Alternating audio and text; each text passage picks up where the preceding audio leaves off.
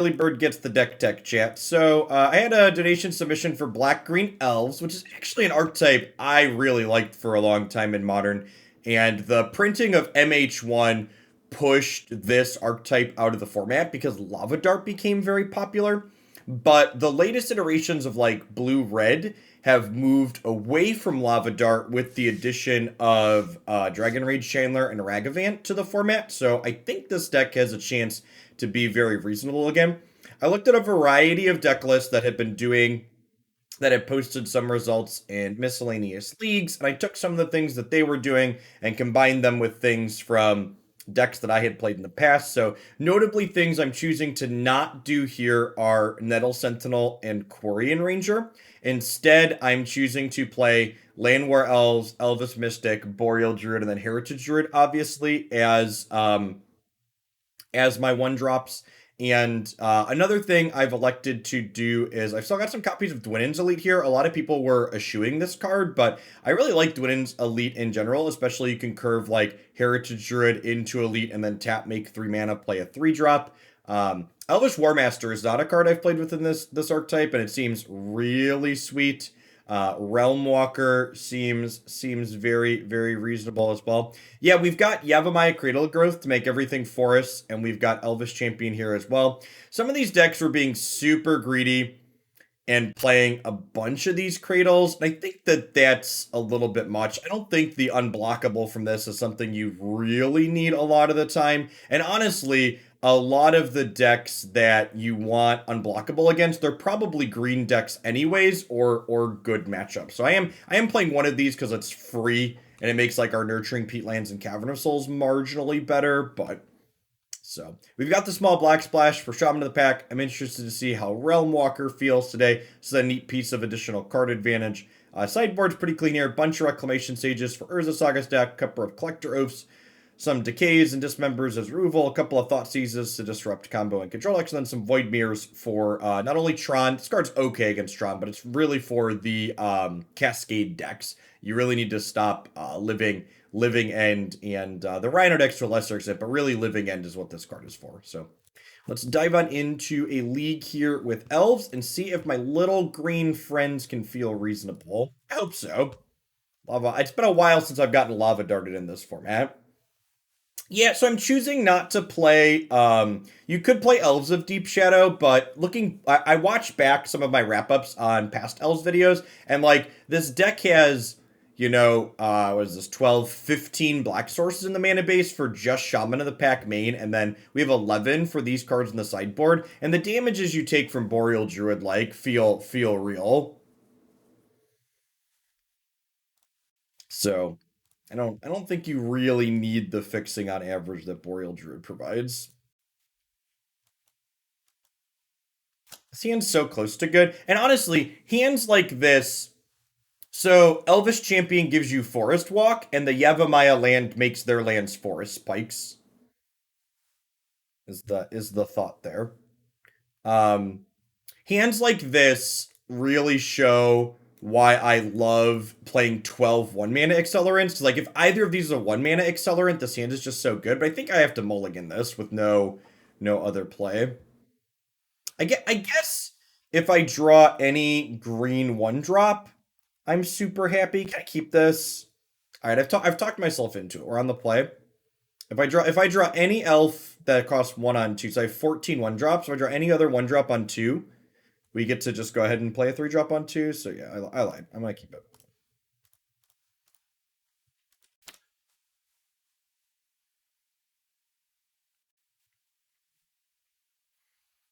I saw a list playing Sylvan Anthem, and I'm choosing not to play that because I don't think it's particularly good. I think playing that as opposed to playing more elves that you can cast off of, I don't understand. Like, it's cute that you get to scry with the Sylvan thing when you're going off with Realmwalker, but that really feels win more. And I'd much rather just have things I can hit with Collected Company or cards I can play with Realmwalker. The problem with this hand is if I don't draw a land or another elf here, we're just like not doing anything.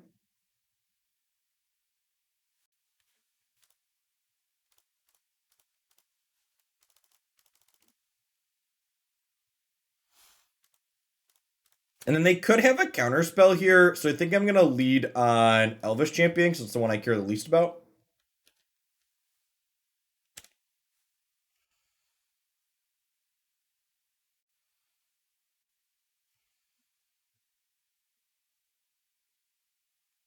Fetch basic island, pass to their turn.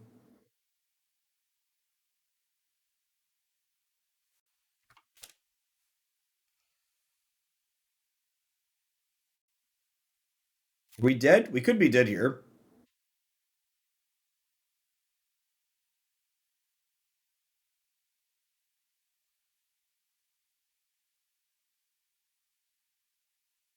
Sleight of hand bodes well for the home team. So the opponent's deck uses cards like Vizier of Tumbling Sands to diddle and undiddle Lotus Field over and over again to make lots of mana.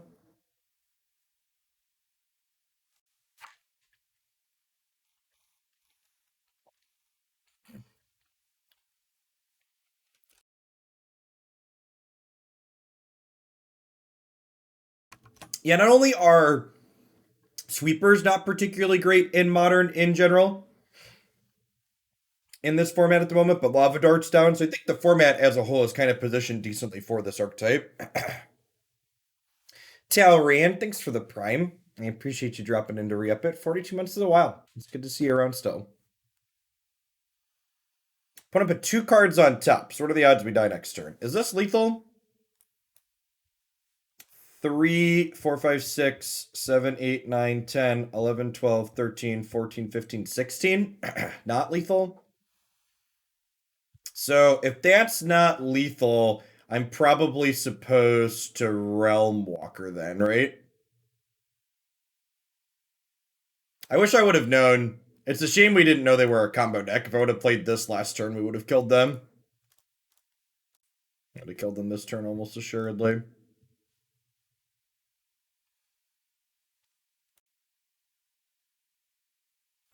So, for reference, this is a Moto bug.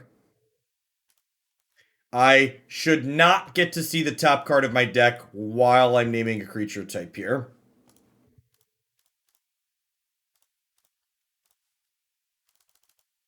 There is a strong chance that we do not get another turn.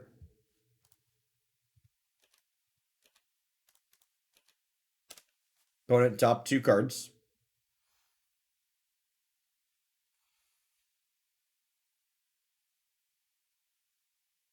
So we did not kill on 4. And honestly, I'm not surprised we didn't kill on 4. Our start was real bad here, right? Like the lack of second 1-drop on 2 was pretty detrimental. Yeah, Plague Engineer is not particularly popular at the moment either. Basically all of the MH1 cards that pushed this deck out of the format have become not popular, which is great. So I think we're just supposed to like trim Realmwalker, bring in a couple of Thoughtseizes, click submit here. It's mostly just erase.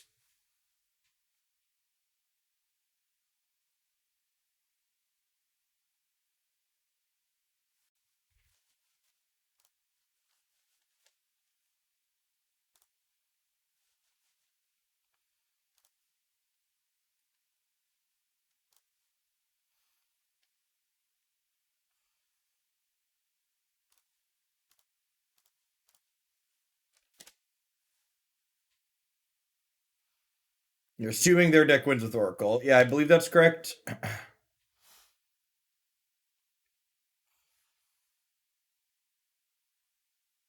But an archetype has seen Fringe play. I don't believe it's posted any results in any of the modern tournaments that go on Magic Online. It's gonna be interesting when Paper Magic starts back up again, because we haven't had anything other than Moto results for a real long time.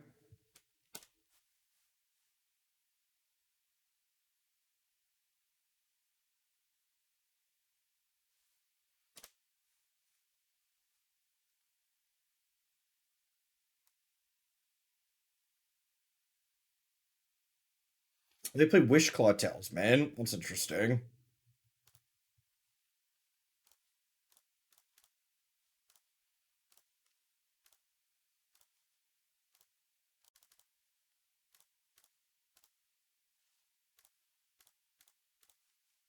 Okay, and we have turn 4 lethal this time around, which is how the elf deck tries to win these matchups.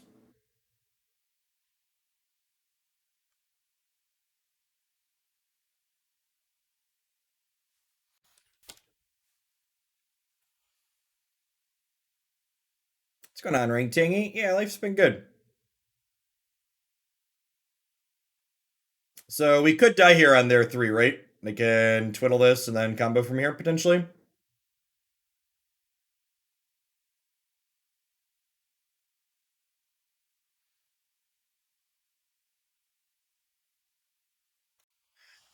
Kiki Chord's actually a deck that won't just be dusted off if you're keeping up. Kiki Chord's a deck that saw a significant number of upgrades in the last little bit. But for example, if I were going to play in a paper modern tournament, I'd expect to see a lot more Greentron than I see online. Because Greentron's not very good, but nothing has ever stopped people from playing decks that aren't very good in modern just because they own them.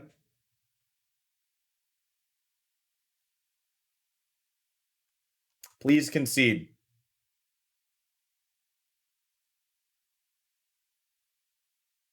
Rats.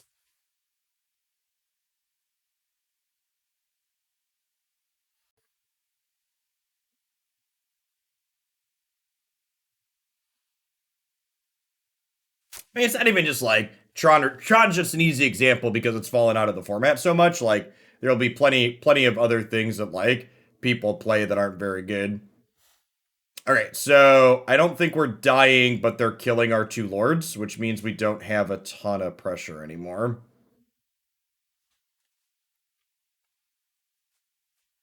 They have second grape shot. We're in a lot of trouble. No second grape shot, eh?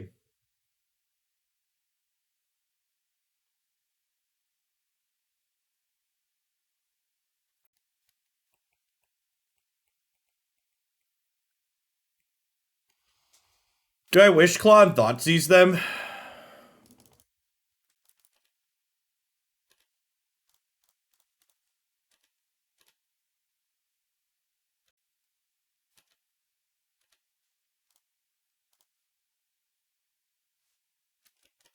Probably not, right? Because they just get to search something back up then. I think I just pass, and then next turn we can search up Shaman of the Pack and kill them, right?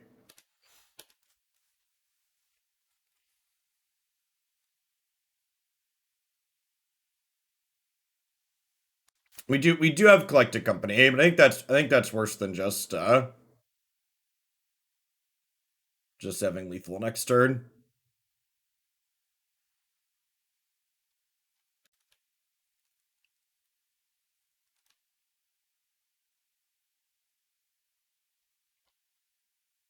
Okay, and they're still dead, right? We attack for 3. And we use Elvish Mystic to make mana for the Wishclaw Talisman. Cast Shaman of the Pack.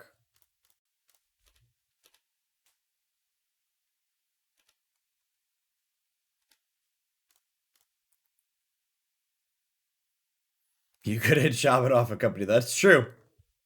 Big true.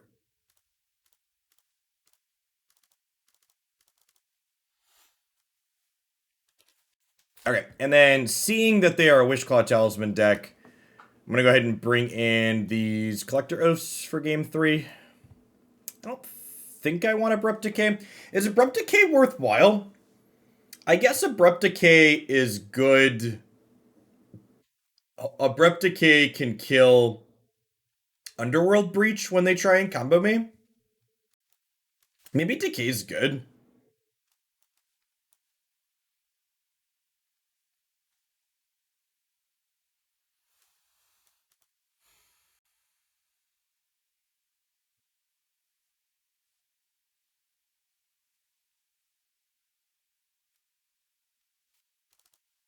Eh. I didn't even have room to put 4. I'm not even playing 4 Realmwalkers in my main deck. Storm spells are not cast, they are copied, so this does not impact storm spells.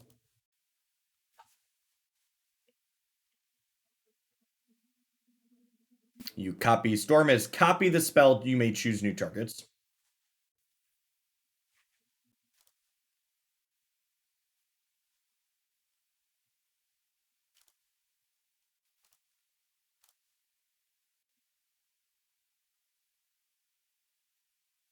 They're not though, Pikes, because your collected companies are worse than. And like this build only has like 7 lords, like 9 if you count Ezuri, but even that's like a lord. Your companies being able to like get a lord consistently or occasionally too is like really important.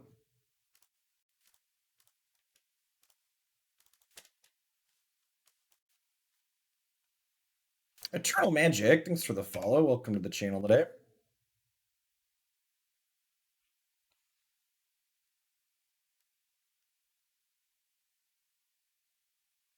More Lucas.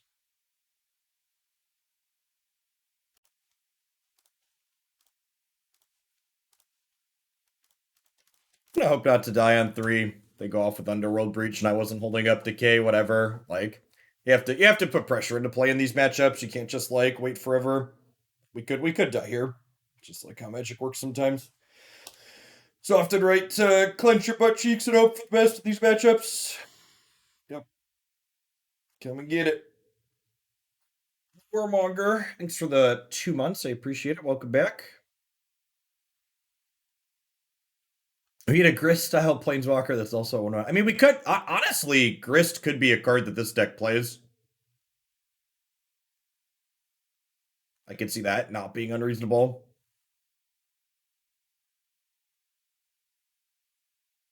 I think their odds of going off on 3 are low, but it could also be famous last words.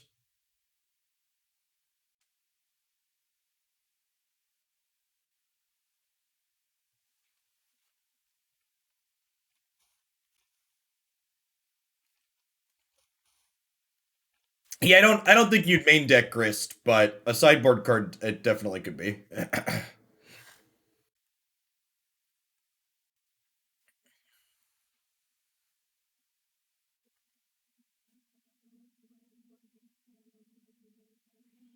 Now the Elf Planeswalker isn't very good.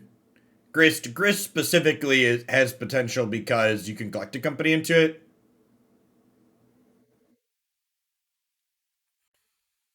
Okay, so since they have double Wishclaw, do I just company hoping to find one of my copies of Collector?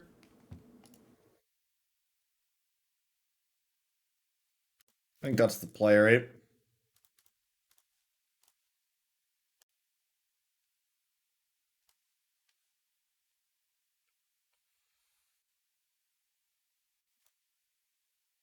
Sage. Alright, so I assume we're dead here.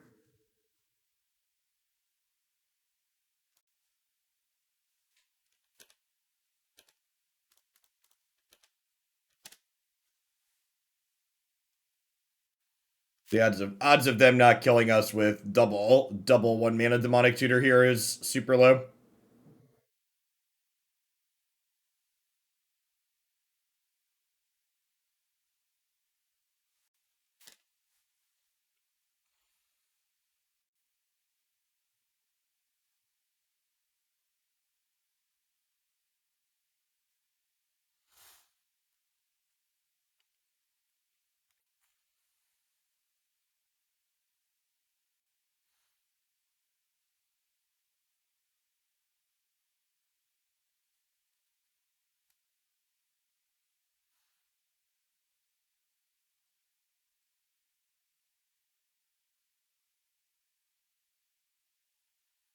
I assume they're deterministic from here, right?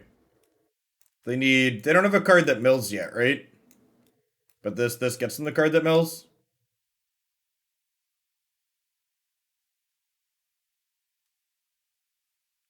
So then Tomb Scour mills 5, which is 3 to escape. Do they not run out of cards? So they Dreamer's Grip. So every time they do this, it's 1 less card in the deck, the graveyard, but they have just plenty of cards in here. and this takes 5 at a chunk, so they have to do this 3 times. So they use Tomb Scour, and they use Tomb Scour to mill themselves, and they use Dreamer's Grip to untap the land. And then as the case is always, and this is decks like this are why Thassa's Oracle got banned in Historic, right? Because anywhere Thassa's Oracle gets used, it's just never anywhere remotely fair. It's honestly a really boring card from a design perspective because it's just like always the answer to the thing, right? It's the Gristle brand of combo finishers where like the card all like whatever the right answer is to how your combo deck ends up winning the game when it does the thing, it's always Thassa's Oracle. Yeah, it's a laboratory maniac with less steps, right? And that matchup, us losing that is basically on par for elves. This deck is like our deck's like a turn 4 combo deck, and decks like the opponents are a turn like 3.5 combo deck. And our deck doesn't play meaningful interaction. You can't just dilute your deck with a bunch of Thoughtseizes. So we've got a couple, but that's not always good enough. Our deck doesn't always kill on 4.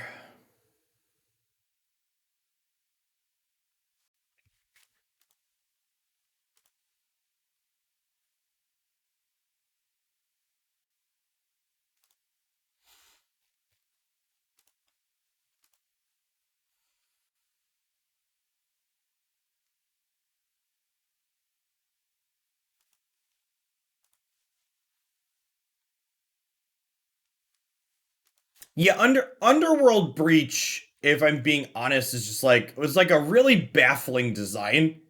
I don't I don't understand why they printed that card. It's one of those cards that you like look at it and you go, there's obviously only one way this card is ever going to be used.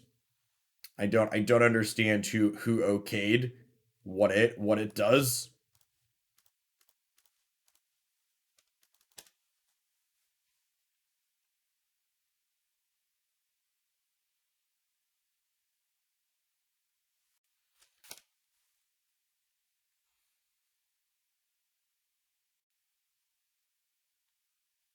No, we have no idea what the update today is. In fact, the only reason we know an update is coming is because of their poor web development.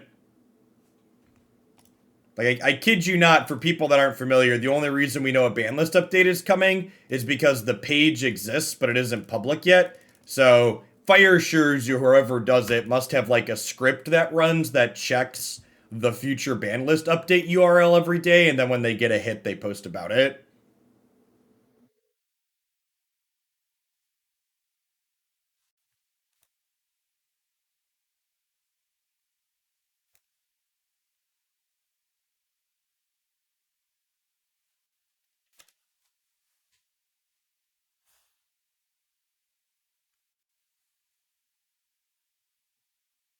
I'd love to see some unbans. I'd like to see some friends put back into these formats.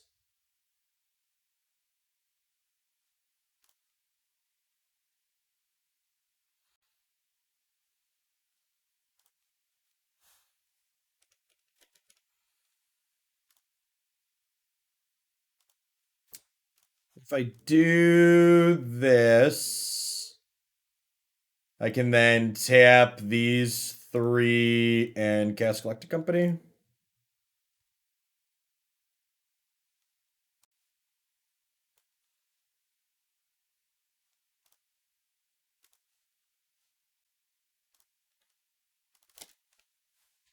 Okay, this is our turn 3. So again, just like L's is a very fairly consistent turn 4 kill when left hits devices. So we'll see here if they can deck us before then. Morning, Cricket.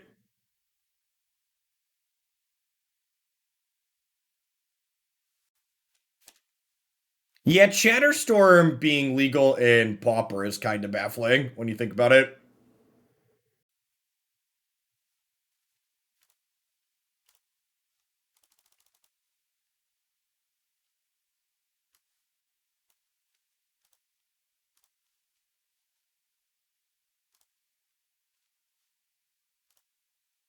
Hey, look, there's a Shaman in the back on top of my deck.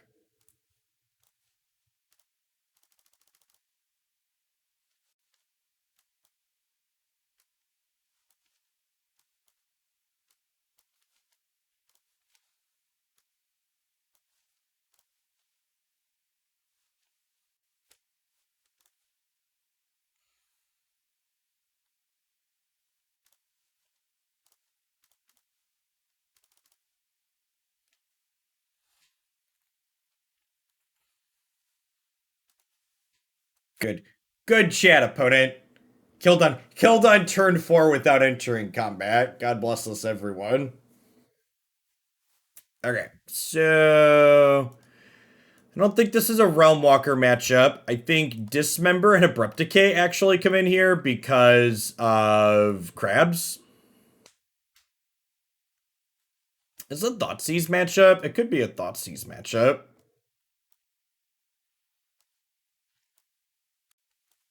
I also don't want to dilute my deck too much, though. Just gonna bring in the removal for the crabs.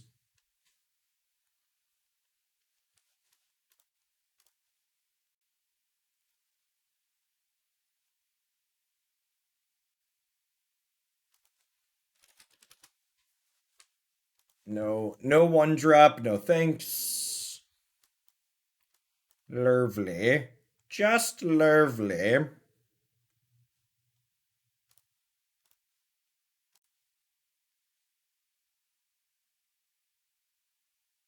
Sounds good, kid. How many hours from now is after lunch? Anywhere between 4 and 8 hours from now. Yeah, Hideous Laughter is one of the reasons why Mill's the deck in Modern, or a more popular deck, I guess I should say. It's always been a deck.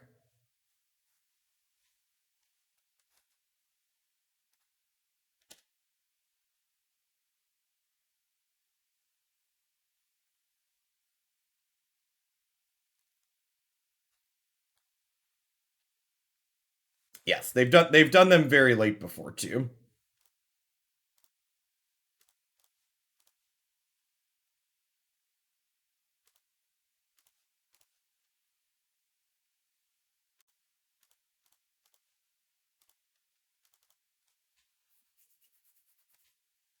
Expect it'll get posted about 3:07 Central Time because that'll be about the time that I sign off for the day.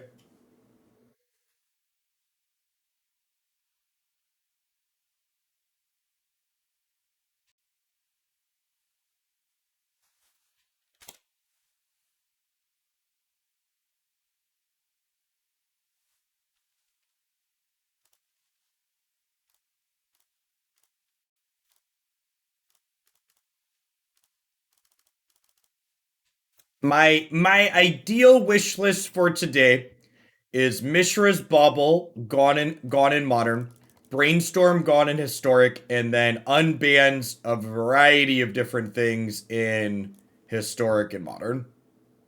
That would be my Jeff. What's your perfect wish list for today? Stack this so we get this trigger first. Drain use. This is 3, 4, 5.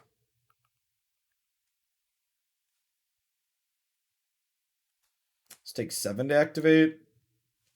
So 1, 2, 3, 4, 5, 6, 7. Could technically activate this for 2/2, but it's a wash, right? So let's attack for these.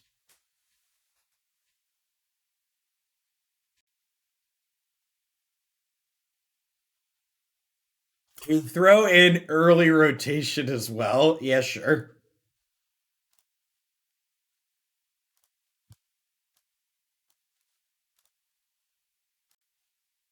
Yeah, the Wizard of the Coast thing would be we saw Jeff Hoagland's post on Twitter about how Mishra's Bauble is probably better than Gitaxian Probe in the current Modern format.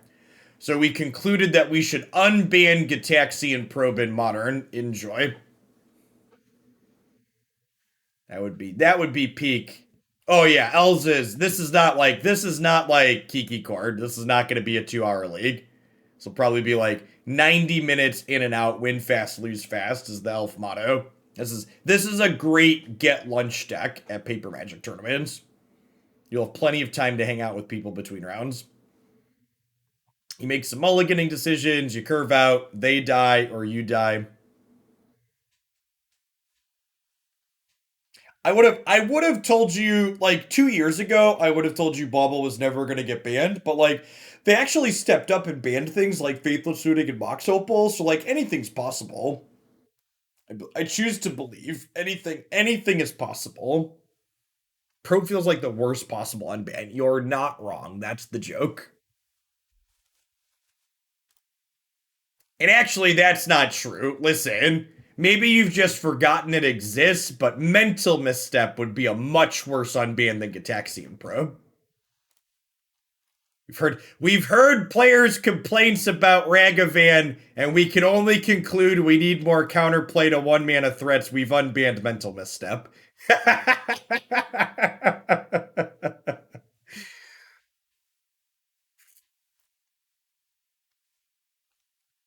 This hand is nutty if we draw a second land on 2, and it's like pretty fine even if we don't, so I'm gonna keep it.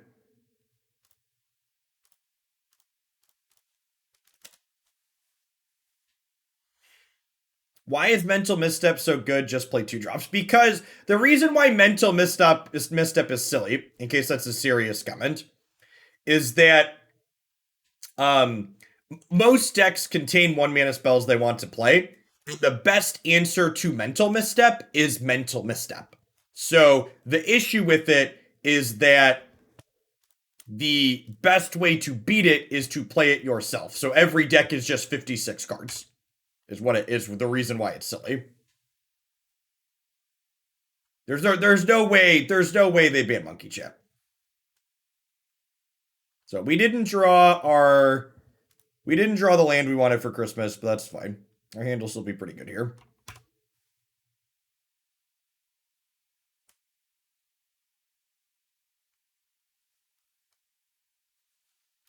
We'll go tap 3 friends for 3 mana.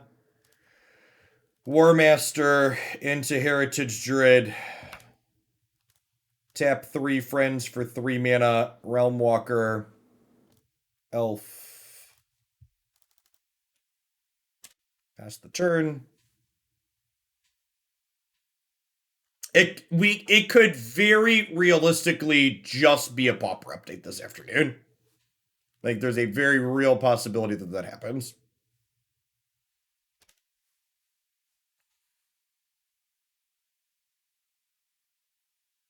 I would be incredibly surprised if they banned any MH2 cards. Don't Walking Ballista me. Hanger back. Deal. Easy. Thanks for the follow. Good morning.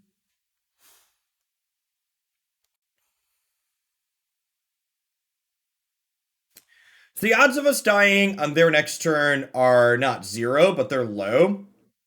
Land Ravager kills us.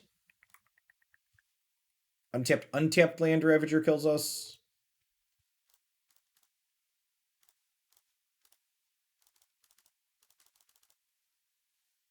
Our Realmwalkers not looking so hot so far.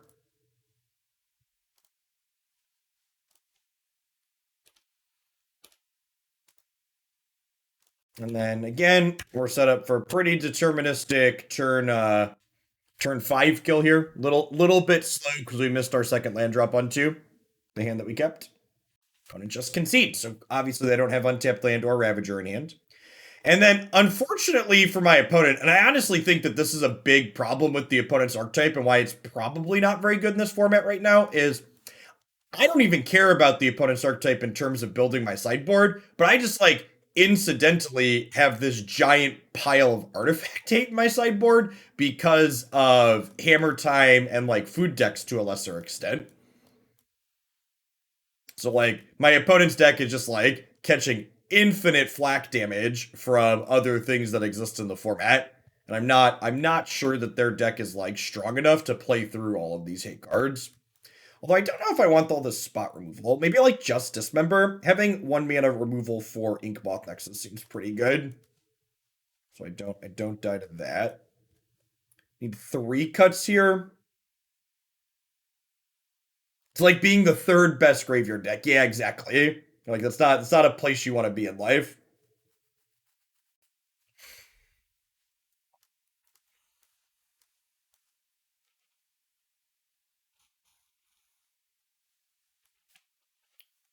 I think this sounds good.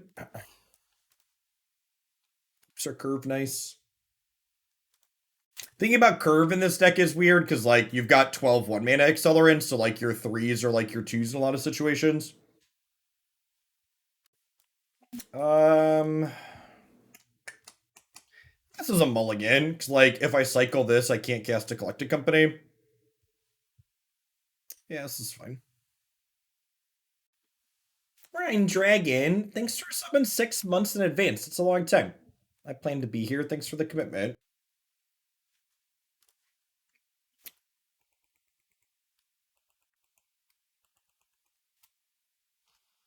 Bottom Shaman here, I think. On the off chance they kill my accelerant on one, I want another one to play on too.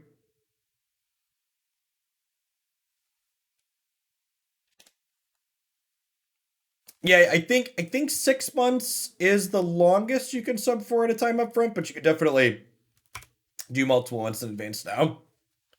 It's a new thing on Twitch. Not brand new, but still new-ish. New adjacent.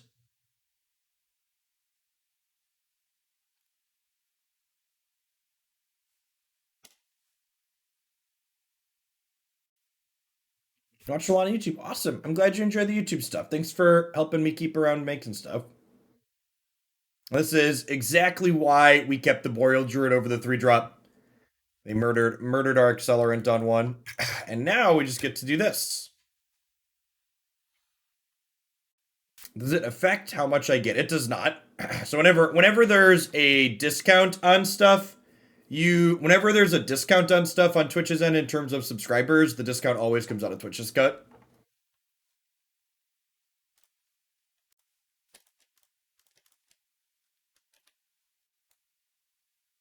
Effect you control gains flying. All right, yeah. So this is a free attack, right?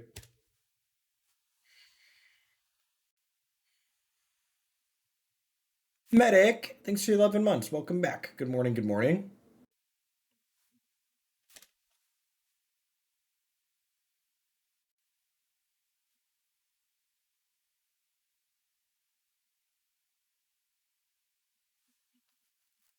Is Mass Vandal better than Rex Sage because of the exile effect? No, because you need what's the word I'm searching for? You want to be able to do it without things in your graveyard.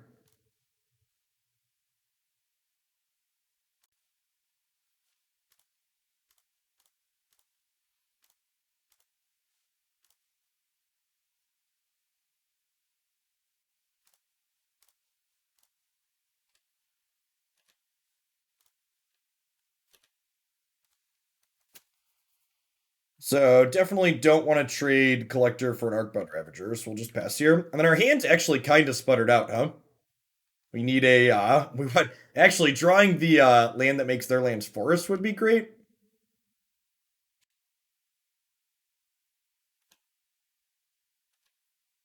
Company would be a good draw.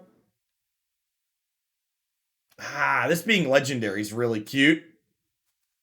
Actually gonna get to make a pretty big flyer here, right? This is gonna be a 4/4, and then this will have 2, they make this a 7/7. Kills us in the air relatively quickly. 8/8? Did I miscount? It's 8/8, actually, right? Oh, right, because this says gets an additional one, right? Yeah. I missed this. It's gonna be 9? Is this 9? Are we dead in 2? Oh, this doesn't fly by default. Got it. Does not fly by default. I just assumed it flew by default.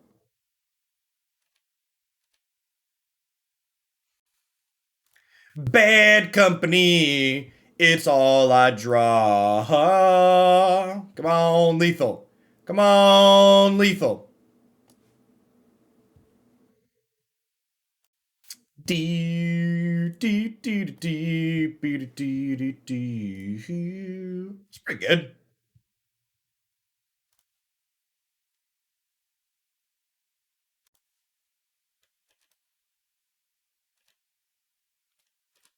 Is that lethal? It might be lethal.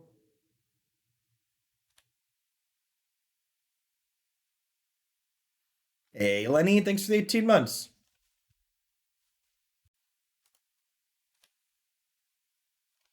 Okay, so if I tap these three and then these, I could activate this, and then this is 20.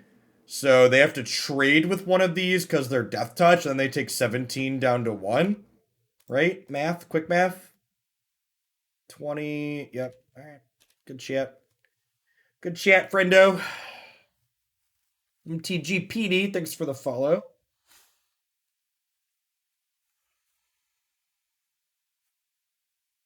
It wasn't a bad company. I apologize. I apologize, Collected Company. Worth noting that Elvish Warmaster was actually better than Ezuri here. Not only did it give us the extra elf to tap for mana, but Death Touch was better than being slightly larger, right? Actually, was it? Would Ezuri have been lethal? Ezuri would have been lethal, actually. Well, I guess it would have been cheaper. I don't know. I think Ezuri would have been lethal. Math.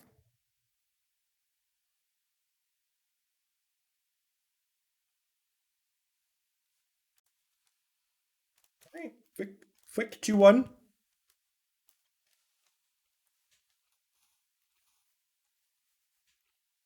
41 minutes, 3 matches in.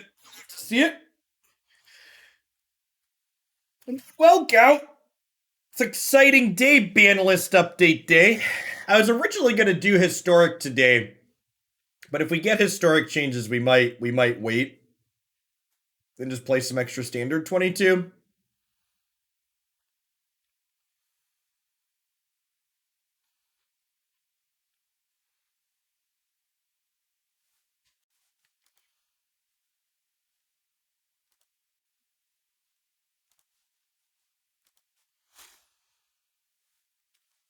Winning die rolls, that's great for our aggro deck.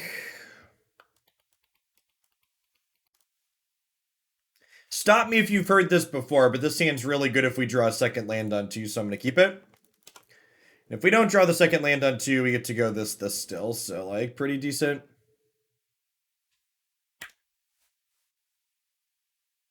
The ban and restricted announcement could be 15 minutes from now, or it could be 8 hours from now.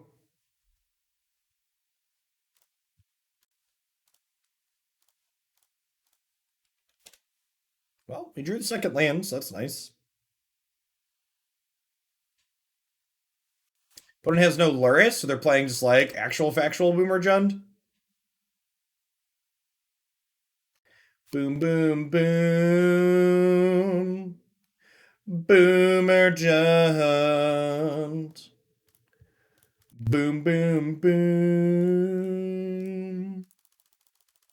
Yep, getting our hand empty here sounds lovely. To make any other discard spells from here on out bad. Opponent played a removal spell and a discard spell, and we have 12 power on turn 3.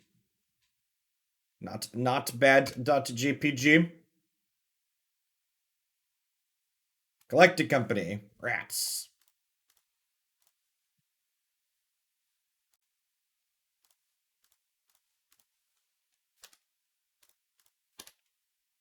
Crunch.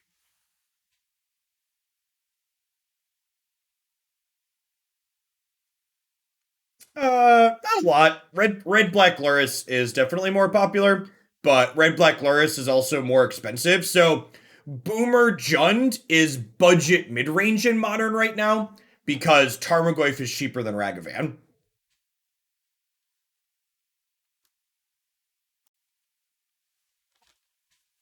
Imagine going back in time to 2015 and telling someone that Jund was going to be the budget mid range deck. Can you imagine?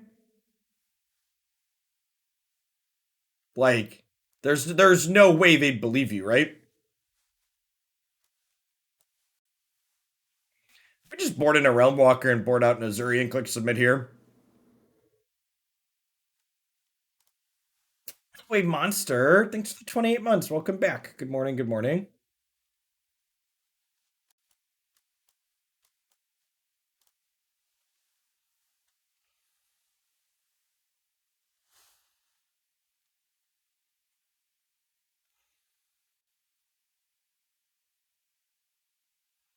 Can I go back to 2015 and stay there, big mood?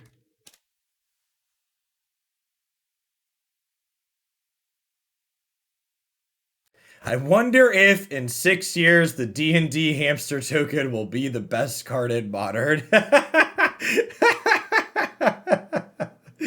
Oh, that's some good stuff right there.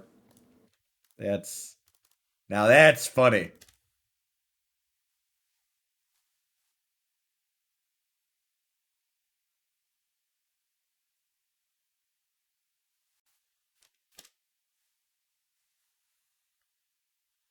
Listen, Boo murdered people yesterday in our set. Oh no! Chat! Boomer Jun plays Red in 6, chat! So, this is another card that was a big part of why Elves wasn't playable after Modern Horizons 1. And thankfully, this card has largely been pushed out of the format. I don't think this card is particularly good. They've Plague Engineer too. Alright, mercy. Told you it's going to be a quick one, win, lose, or otherwise. Alright, so Dismembers and Abrupt Decay's gotta come in, I guess.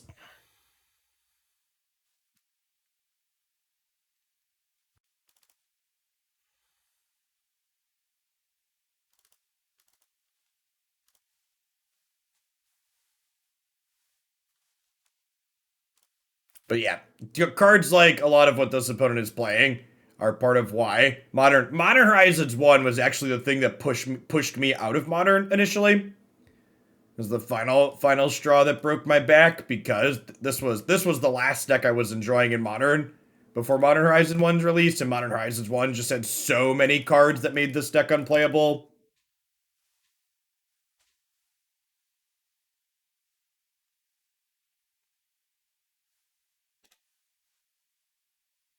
So many hateful cards.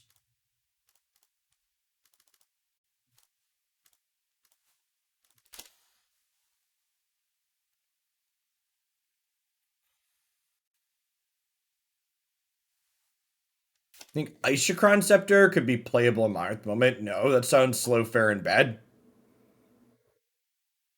I don't think that card's ever been Modern playable.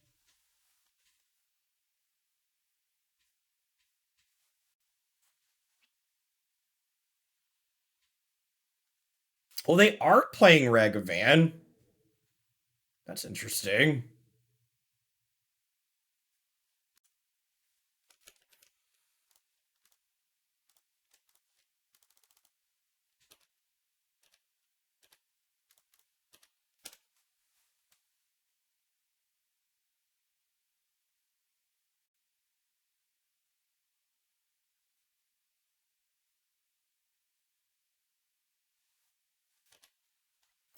Proxy losing the champion is sad, but is what it is.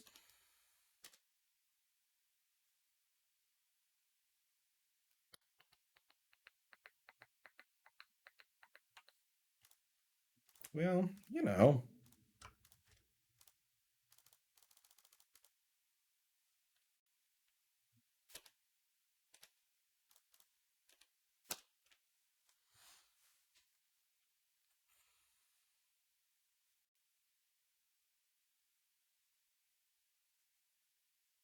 I left back the token because I didn't want them to be able to hit me with Ragavan if they killed just the champion.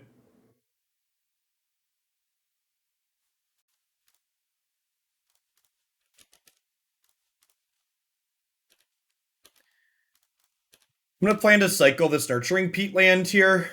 So, they have a fetch land, they can escape the Croxa. Like I set the shock to do it now, so we got that going for us at least. La the Witch, thanks for the 29 months. Welcome back. About Bloodbraid Elf? Just like a Renin 6 here. Grist. Okay.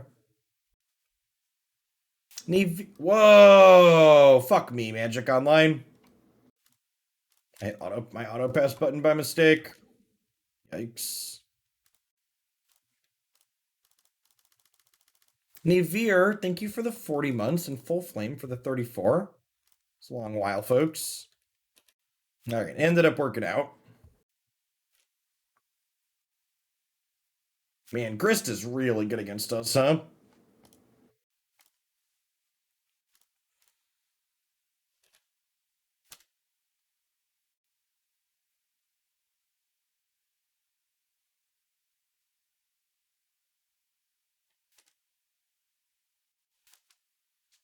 Makes 1/1 token every turn.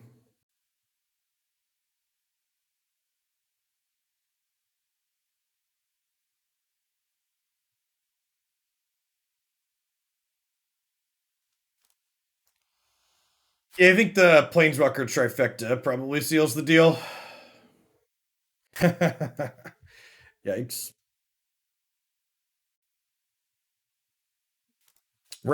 Realmwalker has really not looked good in the games we've played with it.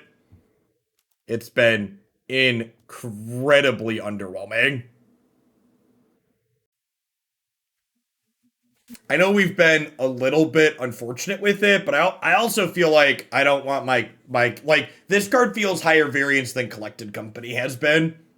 And like this archetype has so many good 3-drops that it can play. This doesn't feel like a card that's worth playing. No, I'd be incredibly surprised if they banned anything from MH2 in Modern. I think if a Modern ban is on the table, it's a big if. It would be something like Mishra's Bauble. No, I also just like the thing about Realmwalker is like it's a card that's really incredible when your board is big, but like if your board is big, you're probably winning the game anyways. So like why do I want this card that's like only good when I'm already ahead, right? Like it feels worse than my other 3-drops, and then like has a variance element attached to it on top of it.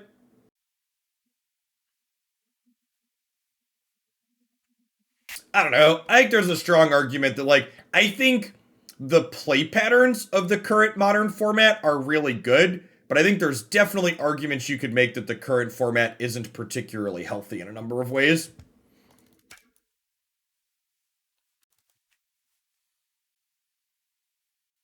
I'm objective enough to be able to look past and say I really like Modern right now, but there's things like Bubble and other things that are like putting up results that are probably better served not existing.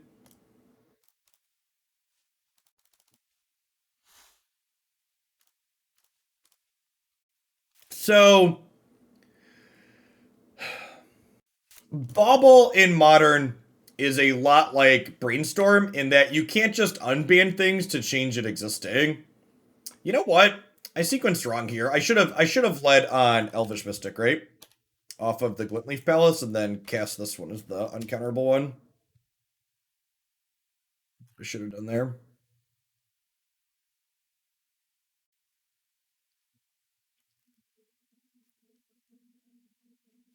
I think banning Luris is unnecessary if you just get rid of Bubble. So I think banning Luris would be very silly.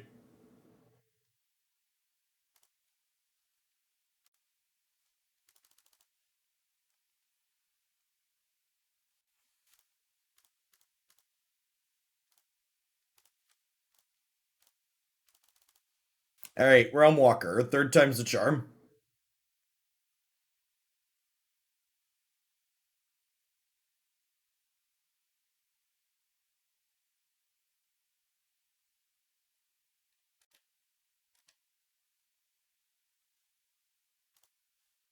Ooh.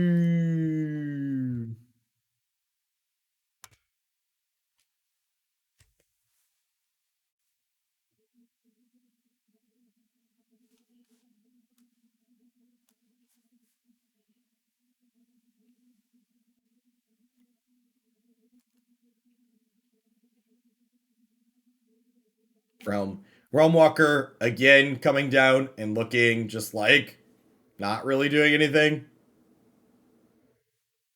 Why? Why are you here?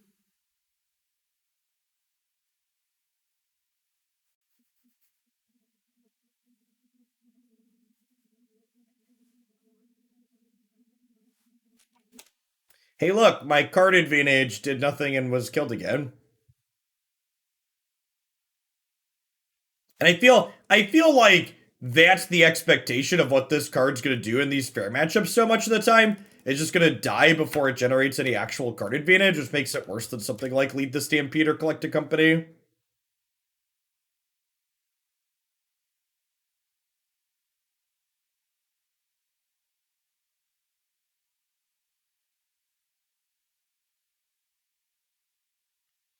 So Street Wraith was kind of naturally balanced out of the format by the inclusion of Luris. Making those decks choose between Street Wraith or Luris is a real deck building consideration now. So I think that was kind of self-correcting in a way. Oh, their mill. I was wondering what this opponent was doing. Their mill, chat.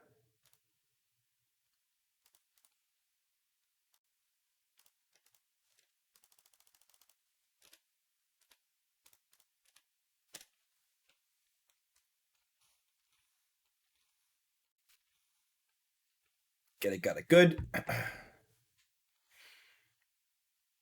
All right, don't kill me with hideous laughter. Crypt incursion. Yikes. Yikes.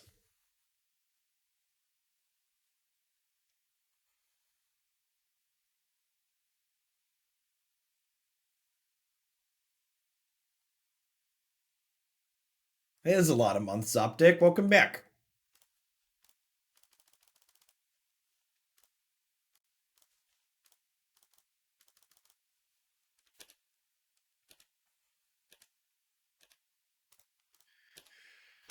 We're shy of lethal next turn, right? They're 32. This is 8, 14, 12, 28. We're 4 short, so Lord is lethal. It's in 37 months time, Lord. Lord is lethal. Shaman of the Pack is lethal.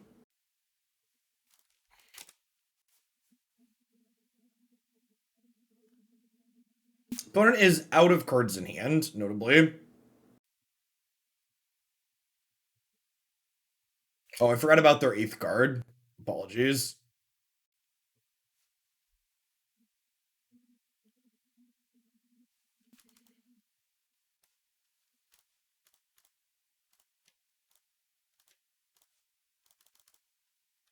Bezos was in space. I grabbed a sub for you. Thanks.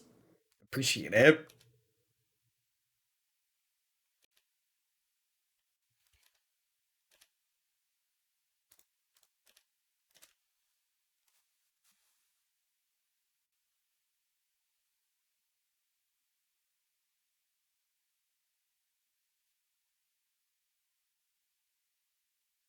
All right, please concede. Hideous Laughter might actually deck us here. Our mana costs are pretty low. Hideous Laughter plus a Hedron Crab trigger.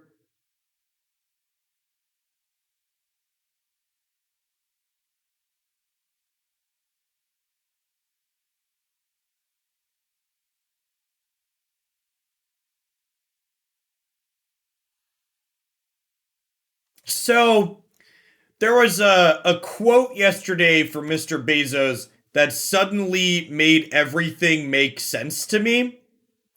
Here's a quote of him saying that he felt all polluting industries should be moved to outer space. And suddenly the billionaire's fascination with space travel made complete sense because he wants to monetize being the one to help move those industries to space. I mean, like, you could probably make the reasonable argument he's made all the money he could make here on Earth. So, like, trying to move industries off planet. And I genuinely don't know if just jettisoning garbage into the universe is like an incredibly good idea or an incredibly bad idea, because it could go either way. I don't actually There's a good chance we don't know yet. But like from a pure capitalistic perspective, it suddenly made sense that he has this fascination with space if he has this idea that he wants to monetize it. It's great if you can jettison it on a path into the sun. Sure. Yeah, that makes sense. I believe in us, chat. Humans are capable of sending enough garbage into the sun to mess it up. You just gotta have a little faith.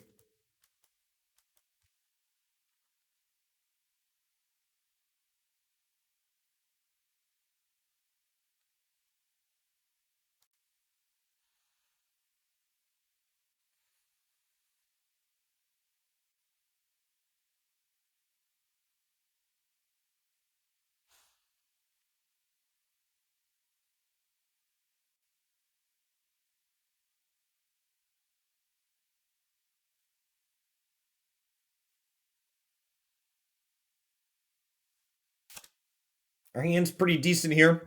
You're looking for one of these Dorkos on one every time, chat. That's the goal.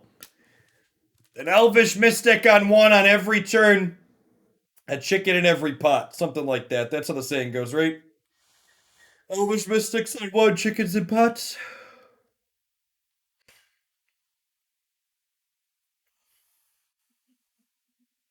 I mean, it's important to remember, Prime, that everyone is the hero of their own story. And I would be incredibly surprised if there's a single billionaire that exists out there that thinks of themselves as not the good guy. Good guy, gal, or other.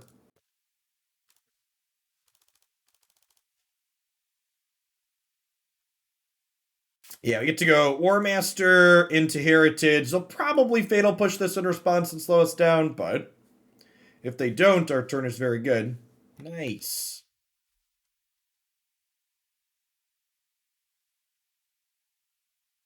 Oh, do they want to kill the Druid? Sure. Deal Arena.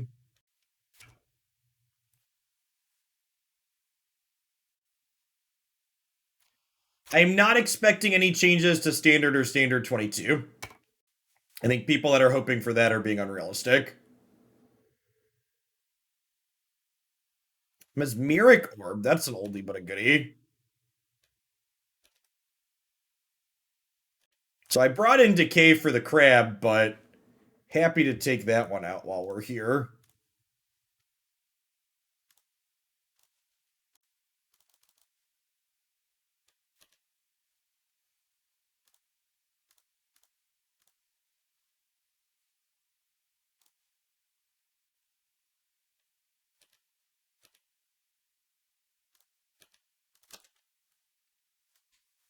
I think Standard 22 would be a better format without Aldrin's Epiphany in it, but I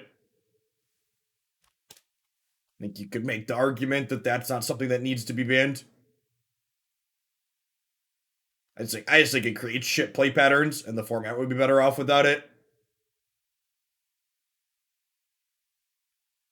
It's mostly that it makes me sad that anything that's blue and mid-rangey or controlling in Standard 22 should basically always be playing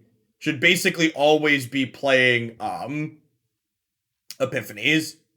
You're very silly not to have some epiphanies in your deck because it just steals so many games. Thanks for that 33 months, Gengar. Welcome back.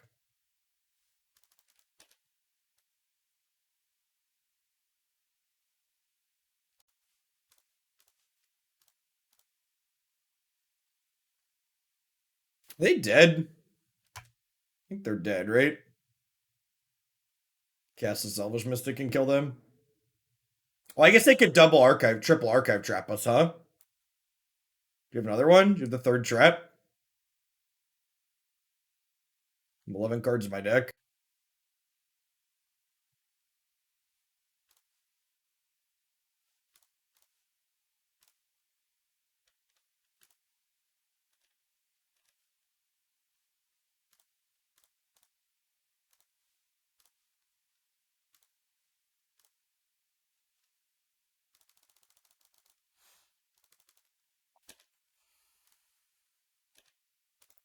Attack with my tiny green friends.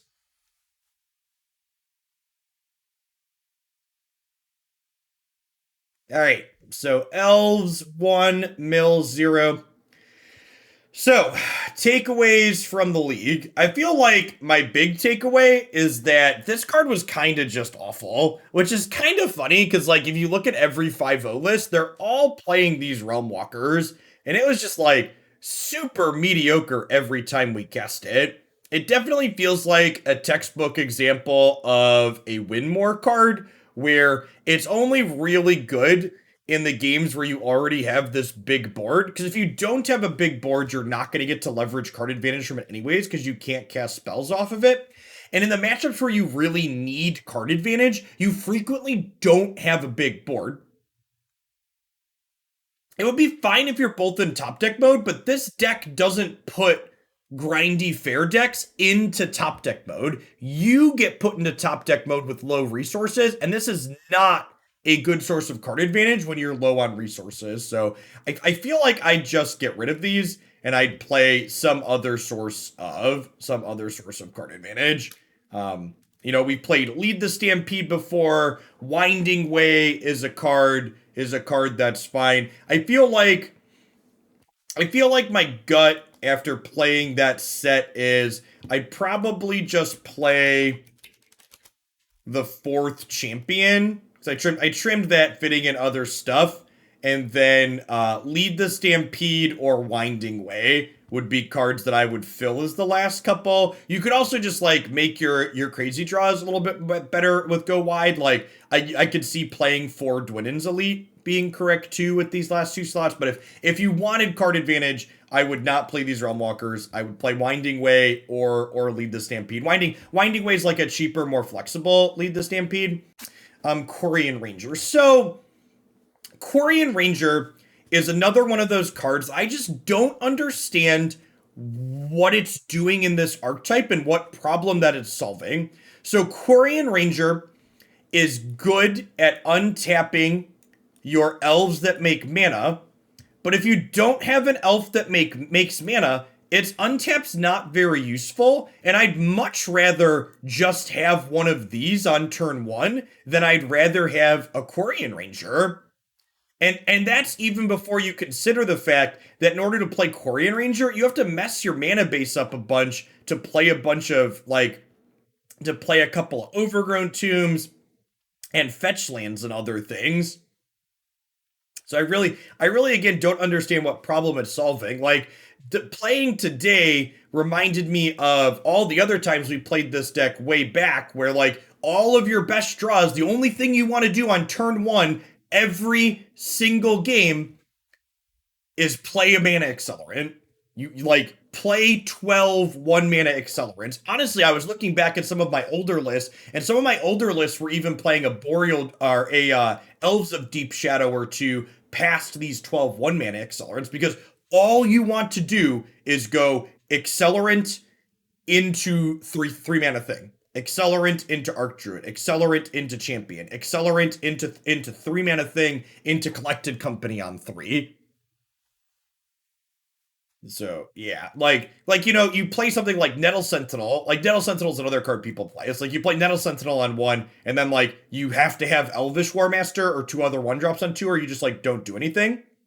So, but this is like, so think about that situation. Untapping Archdruid is good. I can't tell you the number of games that I've lost where I got to untap with Archdruid.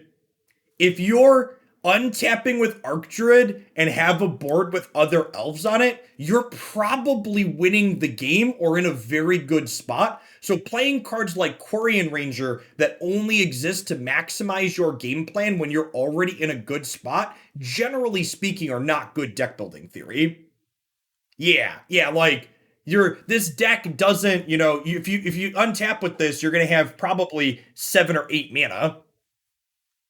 Could this be an Obosh deck? That's a funny question. I think the answer is no, because Elvish Warmaster and like Dwynen's Elite is very good. But yeah, I think I'd close on that. I think I'd play these 58 cards. I think the last 2 cards can be dealer's choice depending on what you want to do with them. more Dwynen's Elite could be good. Elves of Deep Shadow could be fine. Other 3-mana payoffs could be fine. You could play more Lords, but yeah. That's where I'm at. My thoughts on Elves are mostly the same as they were last time we played it, except the format has pivoted to a point where it's less hostile. So, like, we still got stuffed by Jund because they were playing Renin 6 and Plague Engineer, but I think Renin 6, Plague Engineer, and Lava Dart are kind of at an all-time low in Modern since they're printing. At least in my anecdotal experience, I've not been playing against a lot of them, and looking at results from tournaments, they haven't looked popular. Oh, you lose Collected Company with Obosh too. Yeah, that's true. Oh yeah, definitely not an Obosh deck. All right, let's play some Magic Arena. For anybody new to the channel, Shizm, thanks for the follow. We do Modern most mornings to start the stream, and then we play Magic Arena for a few hours with formats on there. So we're gonna be doing some historic and some standard 22 on Arena this morning. Isn't Elves generally a win more archetype? So that's not a thing. So there's a deck that doesn't play well from behind isn't a win more archetype. So what a card being win more means is a card is win more if it's only good when your game plan is already going according to plan. You're right that Elves is a synergy deck that doesn't do well when it gets picked apart, but that's different than playing bad cards that are only good when you're ahead. What did the Elves deck cost? Let me look at my thing. The Elves deck is actually pretty cheap on Magic Online. It's the 75 that I played today is $184 to buy outright. So, in comparison to a lot of things, it is very cheap.